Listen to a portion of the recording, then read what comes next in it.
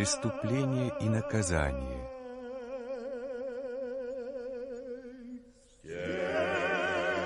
Этот рассказ был написан в 1865 году Федором Михайловичем Достоевским. Как хотите, стерегите.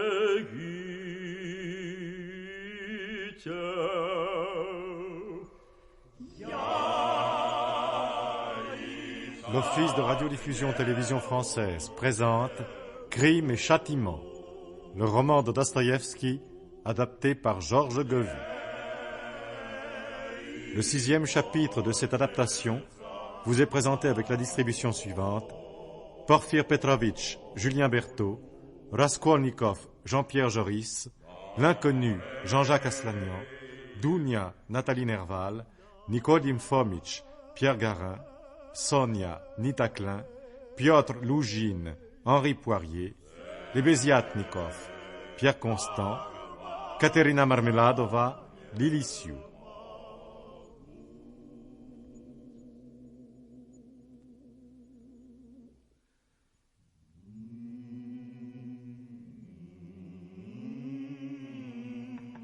Comment osez-vous prétendre que vous me voulez du bien, Vous qui cherchez à m'attirer dans un piège. Moi? Mais vous avez perdu toute notion des choses, mon pauvre ami. Oh non, décidément, cette étrange maladie suivie de fièvre et de délire. Enfin, moi, je ne vous en tiens pas rigueur. Je vous demande, simplement, de réfléchir une fois de plus. Assez, assez, assez, vous nous cassez les oreilles. Je vous somme de me dire si, oui ou non, vous me considérez comme un coupable. Enfin, je veux dire, comme un coupable possible. Et vous renversez les rôles. Vous oubliez que le juge d'instruction, c'est moi. Quoique, jusqu'à présent, je me sois plutôt conduite avec vous comme un ami que comme un juge. Et à quoi cela vous servirait-il de savoir si je vous considère comme un coupable possible? À quoi? Mais je ne peux plus supporter l'incertitude, n'est-ce pas? Ah, tenez, vous me répugnez. Oui. Fouillez ma chambre. Arrêtez-moi. Arrêtez-moi, mais agissez selon les règles d'usage. Et pas comme vous le faites. Ne vous occupez pas des règles d'usage. Je vous ai invité ici en tant qu'ami. Combien de fois faudra-t-il vous le répéter? Je n'ai que faire de votre amitié. Je crache dessus. Alors vous ne voulez pas me dire si vous me considérez comme coupable ou non?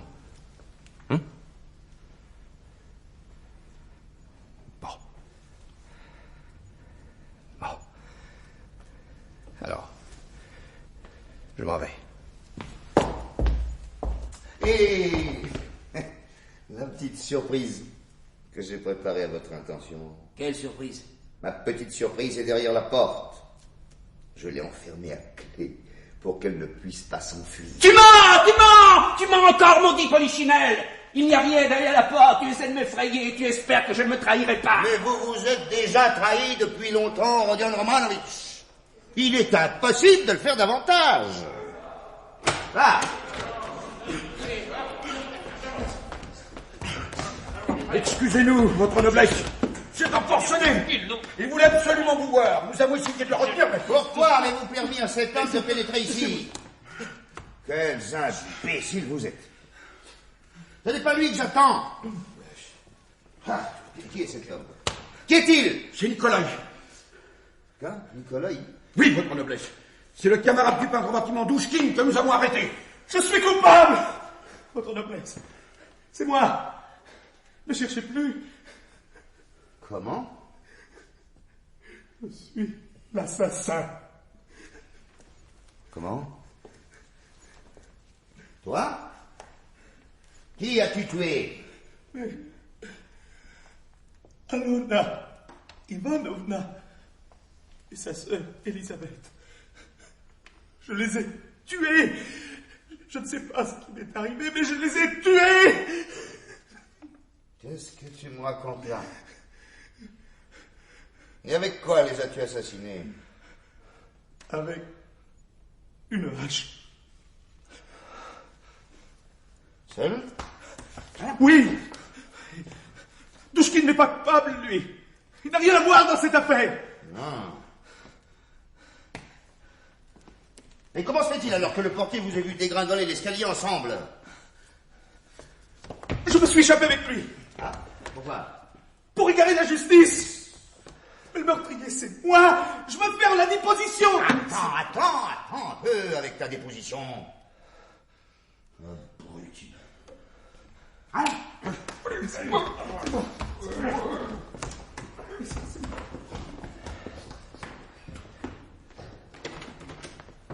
Oh, Dion Romanovitch.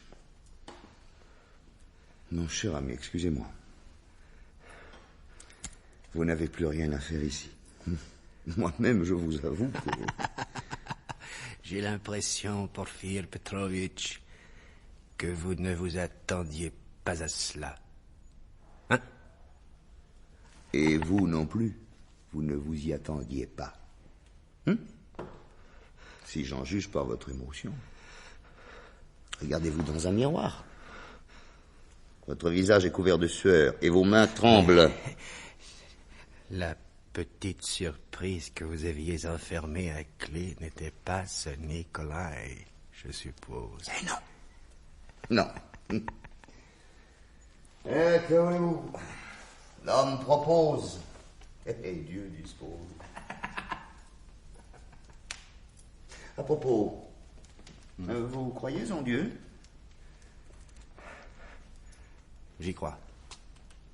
Et à la résurrection de Lazare? Oh oui. Pourquoi me posez-vous ces questions? Vous y croyez littéralement? Littéralement. Tiens.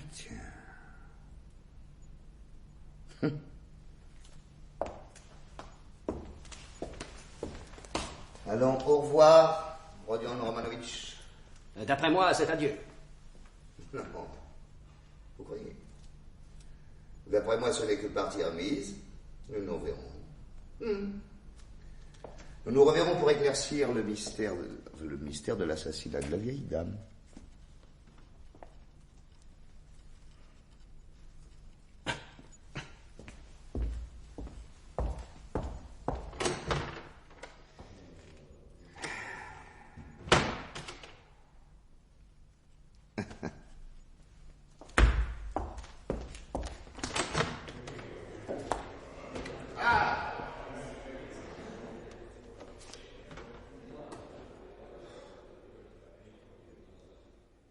Comme il devait l'avouer plus tard, Raskolnikov, après m'avoir quitté, erra longuement à travers le quartier. Il repassait dans son esprit la scène qui s'était déroulée entre lui et moi. Et il ne pouvait s'empêcher de frissonner d'épouvante. Encore un peu, se disait-il, et je me serais trahi complètement. Heureusement que ce Nikolai, s'accusant du meurtre de la vieille, a interrompu notre entretien. Mais quelle était donc cette surprise que Porfir Petrovitch me réservait? L'inconnu d'hier, peut-être. Cet homme ricanant qui m'a appelé assassin. Si c'est cela, je suis perdu. Porfir Petrovitch a entre les mains un atout majeur. L'innocence de Nikolai démontrée. Il sortira cet atout et me confondra.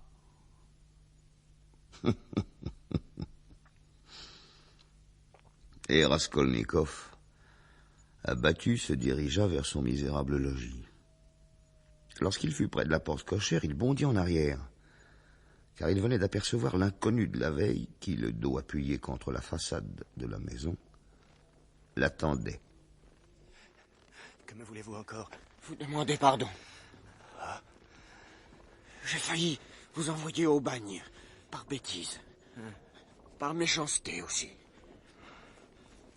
Voyez-vous, j'ai mon atelier à côté de la maison de la vieille usurière. Je vous ai vu monter. Alors, C'est vous qui avez dit à Porfir Petrovitch que j'étais revenu dans l'appartement d'Alona Ivanovna? Oui, c'est moi. Quand? 5 minutes avant votre arrivée au bureau de police. Et j'ai tout entendu. Quoi? J'ai entendu comment il vous a tourmenté. Vous qui êtes innocent. Mais où étiez-vous? Et comment avez-vous pu entendre? Le juge d'instruction m'avait mis derrière la cloison. Et il m'avait ordonné d'y rester jusqu'au moment où il m'appellerait pour vous confondre. Ainsi, la petite surprise, c'était vous. Oui. Et si le vrai coupable, ce maudit Nikolai, ne s'était pas présenté au bureau de police, j'aurais témoigné contre vous. Pardonnez-moi. Pardonnez-moi.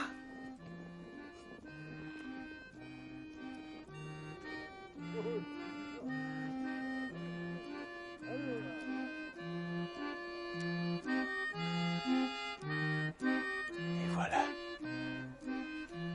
Cher Porfir Petrovitch. Parti nul. Maintenant, je suis persuadé que vous n'avez ni preuve, ni témoin. Alors que faites-vous? Vous cherchez à m'arracher les aveux? Je me serais peut-être laissé faire,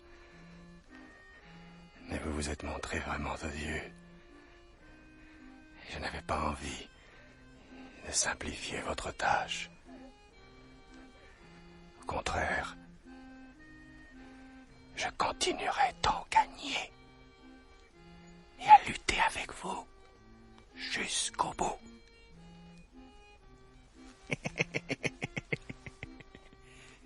Jusqu'au bout. Cher Porfir Petrovitch. Vous m'entendez?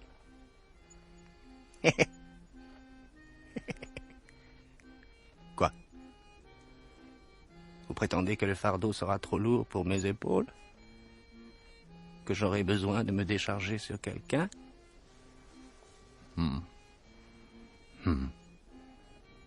Vous avez peut-être raison.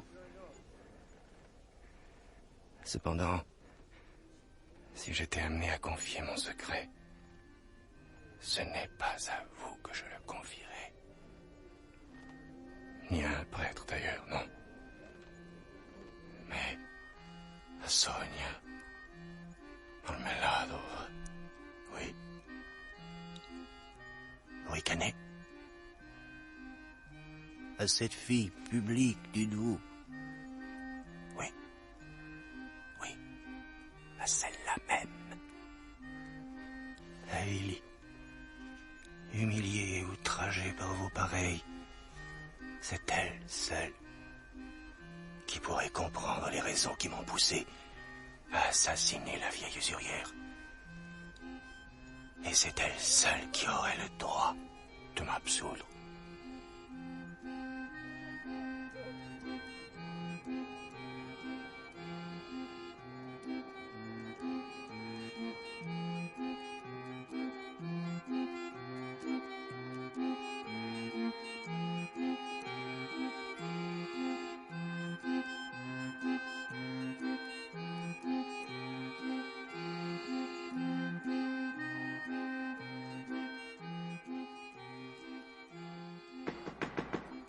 Qui est là? Qui est là? Allez au diable! Ne te fâche pas, Rodion. Je ne viens que pour une minute. Que veux-tu, Dounia? Ne t'ai-je pas dit qu'il fallait me laisser seule? Tu l'as dit. Je me suis bien gardée de t'imposer ma présence, mais aujourd'hui... Mais aujourd'hui quoi? Mais aujourd'hui quoi? Je sais tout, frère.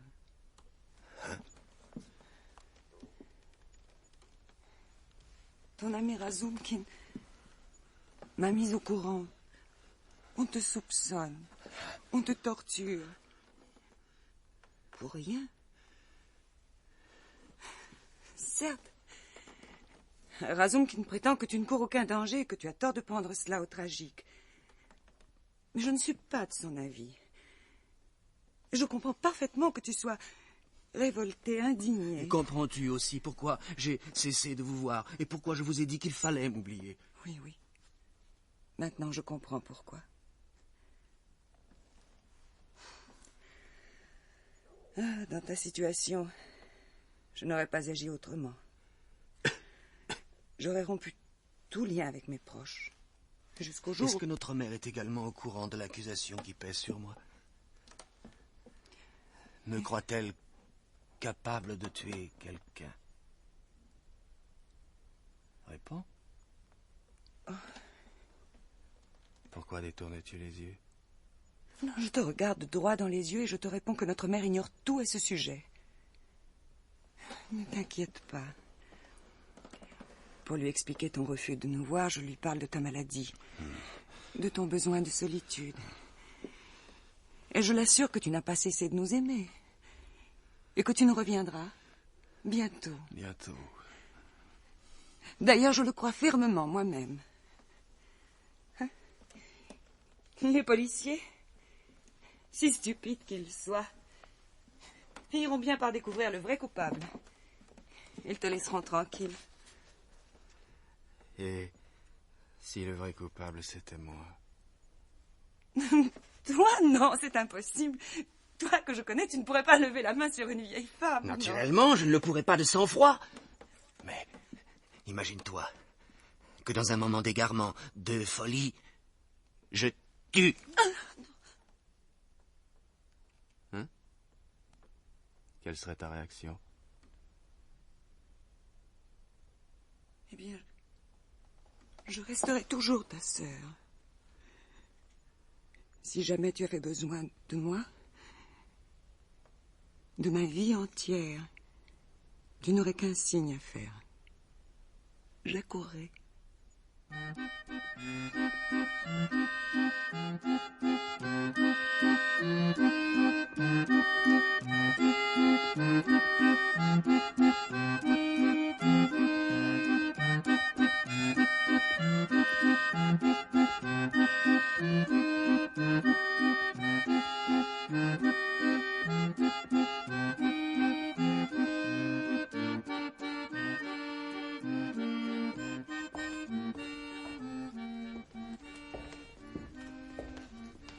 Non, je n'ai ni preuve ni témoin, capitaine. Cependant, ma conviction est faite. L'auteur de ce double meurtre est Rodion Raskolnikov. Moi aussi, je l'ai cru coupable, monsieur le juge. Mais cette nuit, en y réfléchissant bien, j'ai changé d'avis. Et pourquoi, je vous prie? Pourquoi? Parce que ce crime est à la fois monstrueux et stupide. Or, ce Raskolnikov est d'un caractère plutôt doux et rêveur, et d'une intelligence qui dépasse largement la moyenne. Mais c'est précisément parce qu'il est doux, rêveur et intelligent. Pourquoi ne voulez-vous pas admettre simplement que vous avez été ébranlé par la déposition de cet imbécile de Nikolai? Non, je ne crois pas plus que vous que ce Nikolai a tué la vieille. Alors? Alors? Rien. J'y perds mon latin. Vous le perdez bien facilement. Cependant, l'affaire est simple. Le meurtrier est Raskolnikov. Les mobiles du crime sont, premièrement, le besoin de Raskolnikov de prendre une revanche sur son existence médiocre. Deuxièmement, son désir de se prouver qu'il appartient à la catégorie de ces hommes supérieurs qui ont le droit, pour atteindre un but, de disposer de la vie des hommes ordinaires. Troisièmement, son impatience morbide à se réaliser tout entier en un seul acte, disons, sublime. Vous saisissez? Oui. Je peux vous indiquer encore d'autres mobiles, moins nets, moins précis, C'est inutile, les 3 premiers me suffisent. Mais il ne reste pas moins que votre accusation ne repose que sur des suppositions, ou si vous aimez mieux, sur des déductions psychologiques. Aucune preuve matérielle palpable ne l'était. Il est donc un peu présomptueux de votre part de crier victoire. Je n'ai pas besoin de preuves matérielles, capitaine, pour traduire Raskolnikov devant le tribunal. Ah! Alors vous comptez sur la bonne volonté de Raskolnikov. Sur ses aveux spontanés, hein? Eh bien, moi, je vous dis qu'il n'avouera jamais. Si, il avouera. C'est une question de temps et de patience. Il commencera par se confier à un de ses proches, mais cette confession privée, si j'ose dire, n'apaisera pas son angoisse et ne comblera pas son désir secret d'être châtié. Il finira donc par venir ici, dans mon bureau. Vous verrez. Vous verrez.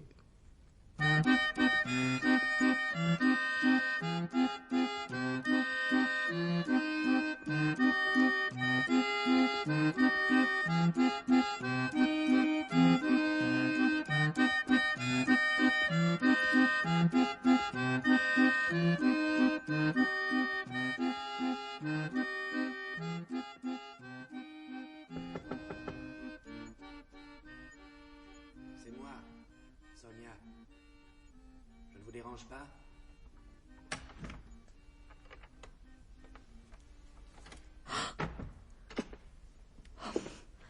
Mon Dieu. Vous, chez moi. Vous permettez que je m'assoie une minute? Mais... certainement. Asseyez-vous, Rodion Romanovitch. Tiens. Vous avez un livre à la main. Vous lisez donc, lorsque vous êtes seul? Oui. Je lis l'Évangile. Ah. C'est pour le moins étonnant. Exercer le métier que vous exercez et lire l'Évangile. Après tout, pourquoi pas?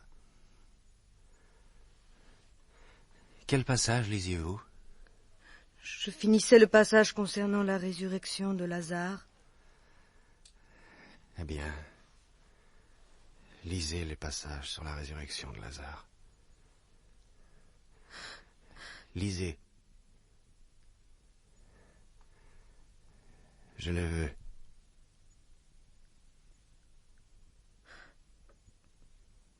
Jésus lui dit, « Je suis la résurrection et la vie.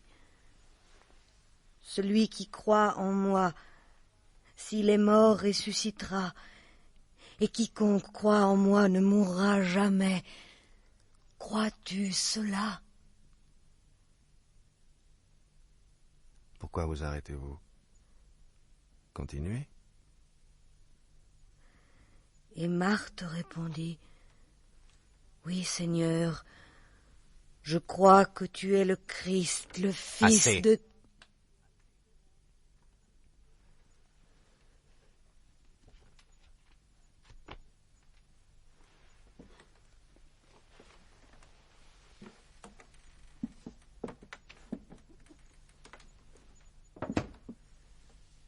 Une bien jolie histoire que celle de la résurrection de Lazare. Elle émeut les hommes depuis des siècles.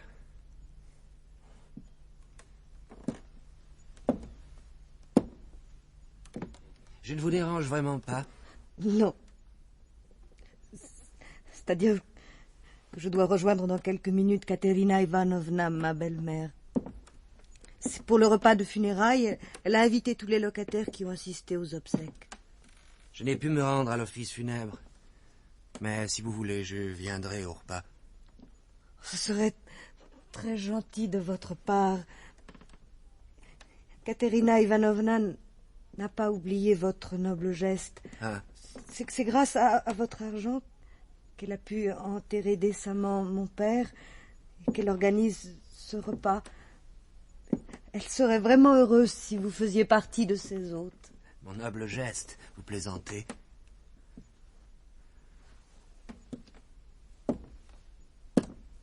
Vous avez encore maigri, Sonia.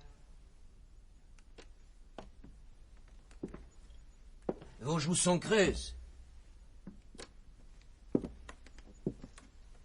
Et vos mains transparentes.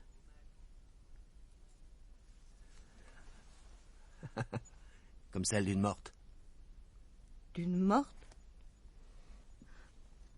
Cependant, il faut que je vive. Il le faut absolument. Vivre? Pourquoi ce désir intempestif de vivre?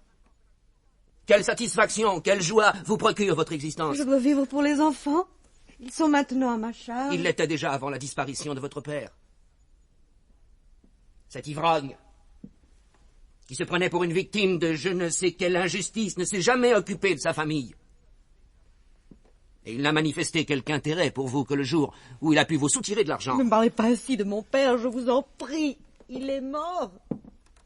Croyez-moi, il était conscient De rien, Sonia! C'est comme l'honorable Katerina Ivanovna, votre belle-mère, qui vous a obligé à descendre dans la rue. Cette sorte de gens, sous prétexte qu'ils sont malheureux, sacrifient allègrement leurs proches. Oh, Ils me dégoûtent! Mais comment pouvez-vous dire une chose pareille? Katerina Ivanovna est physique, épuisée par le travail, cependant elle est restée bonne, désintéressée. Seul le spectacle des enfants mourant de faim l'a poussée à... La pousser à faire de vous une prostituée, n'est-ce pas? Mais je crache sur sa phtisie. Comme je crache sur le spectacle des enfants qui quémandent un morceau de pain. Il en meurt chaque jour des milliers dans le monde. C'est votre sort qui me révolte. Oh, cessez! Pourquoi me torturez-vous? Ne me croyez-vous pas suffisamment éprouvée? Pardonnez-moi, Sonia. Je vous fais souffrir sans le vouloir. Que tout cela est ridicule. Et sans aucune justification. Nos gestes, nos sentiments et nos meilleures intentions. Sonia! Que faites-vous? Pourquoi embrassez-vous ma jupe, mes pieds? Oh, je suis une fille perdue. Ce n'est pas devant toi que je me prosterne, malheureuse. Je me prosterne devant la souffrance humaine. Quant à toi, le plus terrible, ce n'est pas que tu vives dans la honte, mais que cela ne profite à personne. Oh, Sonia, tu ne dissiperas pas les ténèbres. Tu ne réchaufferas pas de ton sacrifice le cœur des hommes. C'est aussi ce que je me dis parfois. Alors je me sens tellement coupable de ne pas aimer mieux les hommes que j'ai envie... Que vous avez envie de vous jeter à l'eau, n'est-ce pas? Oui, Rodion. C'est tentant, évidemment. Mais vous ne le ferez pas.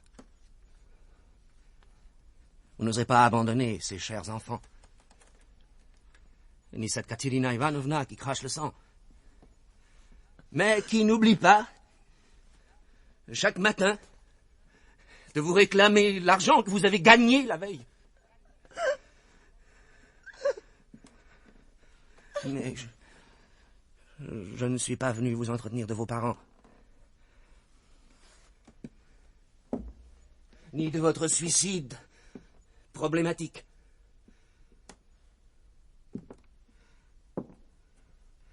Je suis venu. Ah. Écoutez, Sonia. J'ai abandonné ma mère. Et ma sœur. J'ai rompu avec elle. Pourquoi? Pourquoi avez-vous rompu avec les vôtres? Vous êtes la seule qui me restait. Nous sommes tous les deux maudits. Nous devons nous unir et suivre le même chemin. Mais quel chemin, Rodion? Personne parmi ceux qui nous entourent. Si vous leur parliez de vous, de votre sacrifice, ne vous comprendrait. Mais moi, je vous comprends. Et personne, si je leur parlais du gouffre dans lequel je me suis laissé glisser, ne me comprendrait. Mais vous me comprendrez, n'est-ce pas? J'ai besoin de vous. Et vous avez besoin de moi. C'est pour cela que je suis venu vous proposer de sceller un pacte. Un pacte de maudits. Mais que signifient vos paroles désordonnées? Je ne saisis pas leur sens. Au nom du ciel, expliquez-vous. Je vous expliquerai plus tard. Il faut prendre la malédiction sur nous. Comment? Je vous l'expliquerai aussi plus tard. L'essentiel, c'est de briser le mur. Il nous faut la liberté. Et le pouvoir. Le pouvoir, surtout. Vous saisissez? Le pouvoir sur les créatures tremblantes. Dominer la fourmilière humaine. Voilà le but. Vos joues sont en feu, vos yeux brillent, vous avez de la fièvre. Il faut vous coucher, Rodion Romanovitch. Sonia. Vous soignez. Je vous parle pour la dernière fois, peut-être. Mais si je leur échappe, je reviendrai demain et je vous dirai qui a tué Alona Ivanovna et sa sœur Elisabeth. Oh. Vous savez qui les a tués? Oh. Mon Dieu. Vous vous taisez, pourquoi? Je le sais. Et je vous confierai ce terrible secret. À vous seul. Je vous ai choisi. Je vous ai choisi le jour où votre père m'a parlé de vous. Dans un cabaret. Il était ivre. Ivre de vin et de douleur. Ce jour-là, ces deux vieilles femmes étaient encore bien vivantes.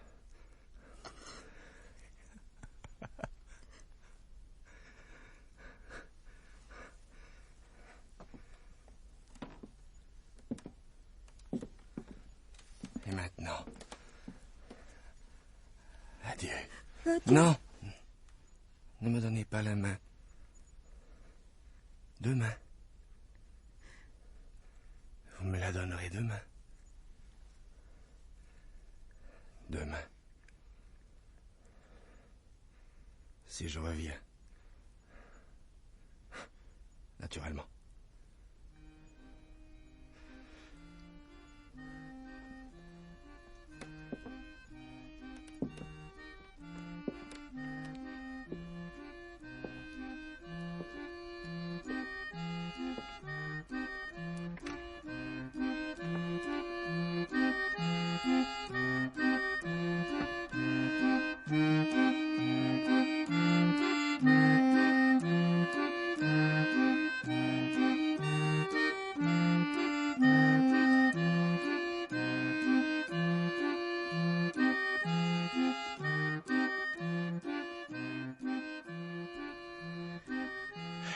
Maintenant, pour la cohésion de ce récit, je suis obligé de vous entretenir de ce triste personnage qui s'appelle Piotr Loujine. Je le ferai le plus brièvement possible. Le lendemain qui suivit la rupture de ses fiançailles avec la sœur de Raskolnikov, Dounia, Loujine se réveilla de fort méchante humeur.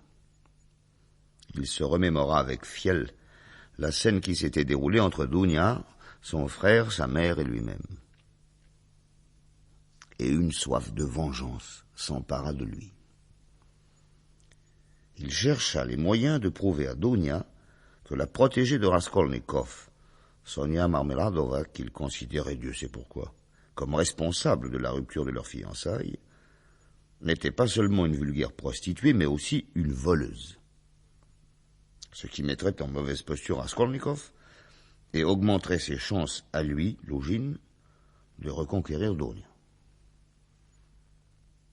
Après une heure de réflexion, un sourire apparut sur ses lèvres. Il avait trouvé. Il tira de sa poche une liasse de billets et les éparpilla sur la table. Puis il appela son voisin le Beziatnikov. Lorsque ce dernier eut franchi sa porte, il lui indiqua d'un doigt méprisant les billets de banque. Tout cet argent me donne une véritable nausée. Voulez-vous que je vous en débarrasse? Je le ferai en un clin d'œil, monsieur Loujine. Et vous serez libéré de votre nausée. Non, non. Laissez cet argent où il se trouve. Je craindrais qu'il ne vous corrompe et ne vous transforme en un horrible bourgeois.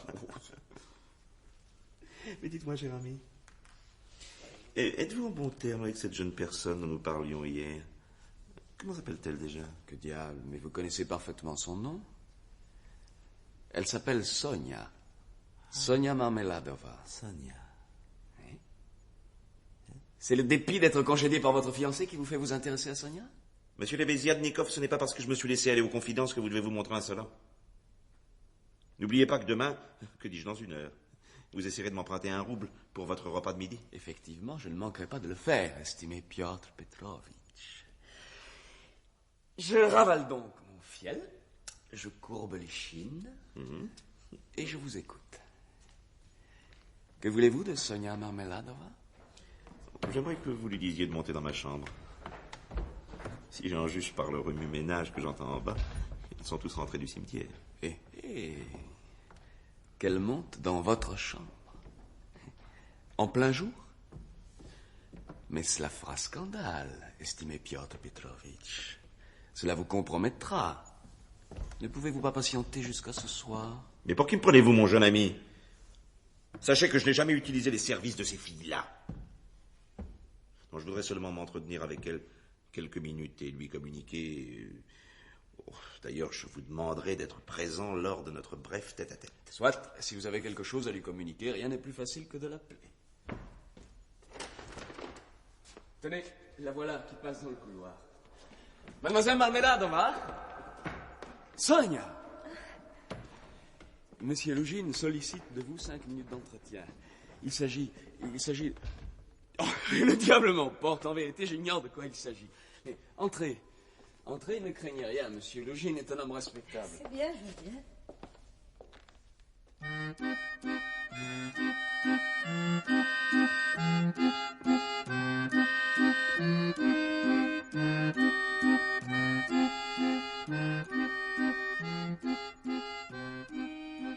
C'était Crime et Châtiment, le roman de Dostoïevski, adapté par Georges Govy.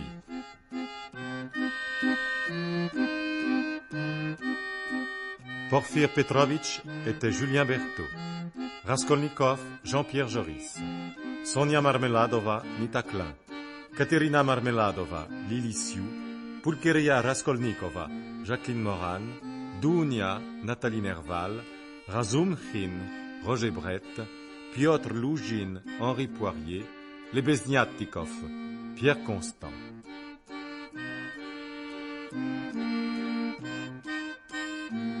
À l'orgue de Barbarie, Léo Noël. Chef opérateur du son, Jean Jusforg. Collaboration technique, Yann Parentoen. Réalisation, René Jantet. C'était une deuxième diffusion. Prochain épisode, le mardi 22 à la même heure, puis tous les jours à la suite.